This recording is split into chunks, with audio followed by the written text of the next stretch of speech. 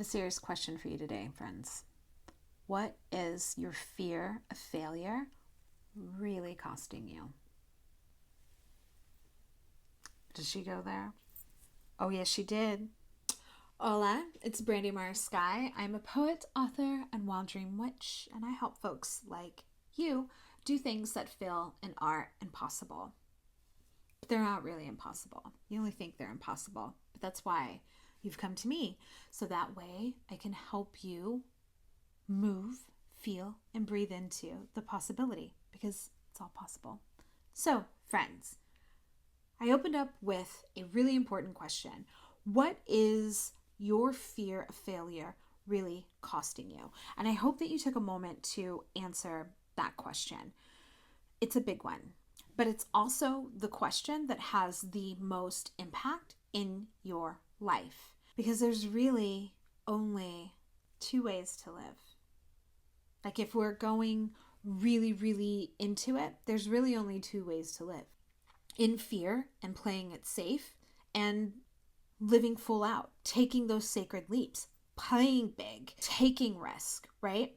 It's like Yoda says, do or do not. There is no try. You're either playing it safe or you're living full out. Do or do not. There is no try. We can't be comfortable and take risks, right? I believe in the gray. I live a lot in the gray. But when it comes to living your wild dreams, when it comes to living full out in a life that you love, you can't stay in your comfort zone and take risks. Those two things are mutually exclusive. You cannot be comfort and stay comfortable while also leaping to the next level. It's not comfortable. And anybody that tries to sell you that it's comfortable is fucking lying to you.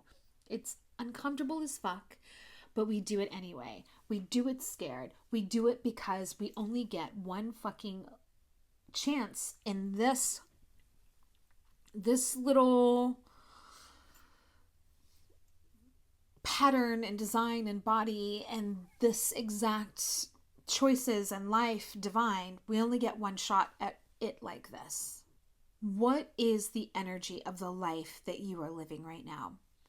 Does it veer into the more comfortable, the more safe, or does it veer more towards taking risk, making those sacred leaps, doing the damn thing? Where are you in the do or do not, there is no try? I find I'm over here. I have always been a leaper. I've always been a risk taker. That doesn't mean that I'm comfortable with it. I'm 47 years old and I've been taking risks my whole entire life. That does not make them comfortable. They do not get any more comfortable. It doesn't get any more comfortable than your last one leap isn't any more comfortable than your first one. The only thing we can do is get comfortable with being uncomfortable. That is the only way the two can coexist together, is getting comfortable with the discomfort and then doing it anyway. Playing it safe keeps you comfortable, but it's also keeping you small. Here's another question for you. Does it feel alive? Do you feel alive? If you're watching this video, chances are you're not feeling it. You're not feeling as alive, as thriving, as magical as you know that you can be. Here's one of the reasons why, right? We have comfort on one hand and we have fulfillment in the other. Comfort and fulfillment. We can feel safe over here and we can feel fulfilled. Much like comfort and leaping, these two things of comfort and being fulfilled cannot mutually exist at the same time, because what makes us feel comfortable isn't always good for us. I know, I hate saying it. I hate hearing myself say it because then I'm thinking about all the things that I love that make me feel so comfortable. So comfortable. Then I'm like, well, I can choose to stay comfortable. I can choose to stay comfy in this really great job that pays and I get to go on vacation and I get to do all of these things. I get to help other people, but it's sucking my soul because I know I'm meant for more. Or I could live fulfilled. I could say yes to small things every day that lead me to a more fulfilling life, that then will eventually lead to the fool's leap of leaving my job, of going full-time creative. And that's a thing that people don't often tell you, right? So when I left my job in 2016 at an amazing nonprofit in Dallas that I absolutely loved working for, I loved the people, but it wasn't fulfilling to my soul. It wasn't fully amplifying who I was. I had planned out that leap, right? The leap of turning in my resignation. I had done little baby steps up until that point. I had literally written the resignation letter and I printed it out and I had it, like, not at the job because I didn't want them to know, but I had it at my home desk, right? And I read it all the time. I was mentally preparing myself to actually do and hand it in, right? But then I also financially prepared myself, saved 3 months of bills and rent and expenses so that I had a little bit of a runway when I left, right? I'm a Capricorn, so there is some ritual and there is some planning that goes into that sacred leap that is fulfilling. There have been times in my life where I've said, fuck the safety net and leapt. And that is all going to hinge upon your self-trust, where you are in your life and what feels good to you. Where are you right now? Are you in the comfort or are you in the path and working towards the fulfillment? Because eventually these two things will have to be, you're going to have to choose. Playing it safe and being comfortable is nice and cozy and comfortable and tastes like a warm fuzzy cloud, but it also keeps you small. It also keeps you from living the biggest, the brightest, the truest, the most authentic that you came here to live. The question that you have to ask yourself moving forward is, do you want to feel safe or do you want to feel fulfilled? I want you to ask yourself, where am I playing small in the comfort and where can I really challenge myself to up-level myself? So get honest with yourself. Are you making choices that keep you small, or are you starting to make choices that will lead you towards greater fulfillment? There is a spiritual cost to staying small and not living up to our full potential. And that's huge. It's huge because it's often not something that we think about. What is the cost to our soul when we don't live up to our full potential? What is the cost to our own inner world, our own inner lives, when we are not challenging ourselves, when we're playing safe and we're staying in our comfort zone? What is that doing to my soul? What is that doing to my inner world? Chances are it's probably eating you the fuck alive, because I know it was for me. And so it gets to a point where that eating up just becomes unbearable and you just start feeling sick and nauseated because you know in your heart and soul that what you are doing is not your best work. It is not you living up to your fullest, most amplified, most joyous, most magnificent potential. So then the question becomes, do I stay in my comfort zone or do I do it scared? Do I leap anyway? Do I stay in the place that's been comfort and been the way that it's always been? Or do I choose the path of the unknown? Do I stay on the path of least resistance? Or do I leap into the void of the unknown? That is some scary ass shit. But life was meant to be a wild, grand fantasy adventure.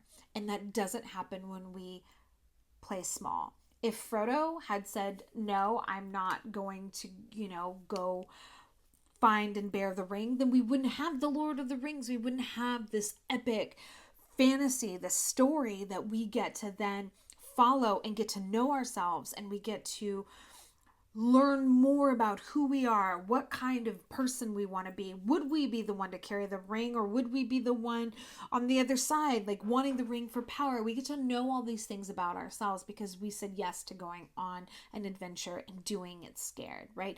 Doing it when it seemed impossible. And that's a muscle that we have to build. It's a muscle that I'm inviting you to build because your soul longs to expand, it longs to grow, and staying in your comfort zone keeps you stagnant. It keeps you small. It keeps you from shining your brightest. And you came into this world to shine brightly. I want you to shine brightly. And what do? We choose to be courageous. We choose to say yes. We choose courage over comfort. And that's hard too, right? This isn't easy. It's easier said than it is an actual application. But still, and yet, you choose courage. Everything in our world around us, everything that you see was once an idea in someone else's head. There's nothing that exists in this world that wasn't an idea in the human-made world. Let's just be there. That wasn't first an idea in somebody else's head. Wasn't once a wild dream in somebody else's head. This cup of tea, a wild dream in someone else's head. This lipstick, a wild dream in somebody else's head.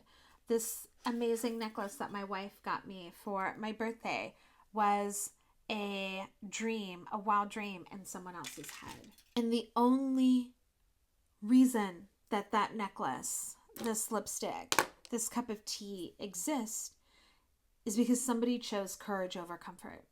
They chose to be courageous in the pursuit of their wild dreams than to stay comfortable in a land and a zone that they were fully probably could have been sustainable for the rest of their life, but then that eating, that gnawing of the soul still would have happened. The question that I really want to leave you with, that I want to leave you with in your journal, because again, the more we write this down, the more we reveal to ourselves about ourselves, the more we start to see patterns, the more we start to see how and where we need to go and grow. The question that I really want to leave you with, the thing that I feel is going to unlock your courage, that is really going to help you amplify your courage, is this. And I want you to just, before you even take your pen and paper, I want you to take a moment and just close your eyes. And I want to share this question with you. And as I share each word, I want you to feel it land on different parts of your body or in your heart, wherever. I just want you to take it in and I want you to land. I want it to land somewhere on your being. So before you pick up your pen and write, take a moment, close your eyes if you're in a safe space. If it doesn't feel safe, then you can keep your eyes open and just lower your gaze and listen to this question. Feel this question. What magic could unfold if you were brave enough to dream big? I'm going to say it again. What magic could unfold if you were brave enough, courageous enough to dream wildly, to dream bigly, to dream boldly? What kind of magic would unfold if you were brave enough, courageous enough to dream wildly? And now you can open your eyes, pause this video, and write it down. Hopefully you've done that. You've come back. I actually took a moment and did that as well because it's a huge question. And it is one that can unlock so much if you enter into it with the intention to be opened. And so if you are feeling the call to break free, to crack yourself open, to be courageous, I want to invite you to keep coming back to my channel, to like, share, and subscribe, to join my Wild Dreamers newsletter, brandymars.sky/. /newsletter, because the more that we surround ourselves with people and community and ideas that stretch us, require us to be braver, act more boldly, and stand in our courage, the more that we're actually going to be that, right? And I am here to be a motherfucking container for your courage and to help you fully be proof of what is possible. That's not just like a saying. Like, I want to see you do impossible things, and it starts with courage, and it starts with who and what you surround yourself with. It starts with what you're consuming, and I am here to help you consume and ask yourself questions, and then take lots of step back from consuming to go within. If you want more of this, it is here for you. I am here for you. I am really, really, really fucking here for you. The universe spirit is here for you. But you have to meet me, we, us halfway and show up. You have to step into your brave and say, yes, I'm going to continue to watch this crazy human talk about doing impossible things, because there's something in it that resonates and ignites the wild in me. And that's how we're going to change the world, right? Is little spark by little spark, igniting and sharing our truth. I would love to see you in the next video. I would love to see you in your inbox, brandymarsky.com /newsletter. Until next time, in Lakesh.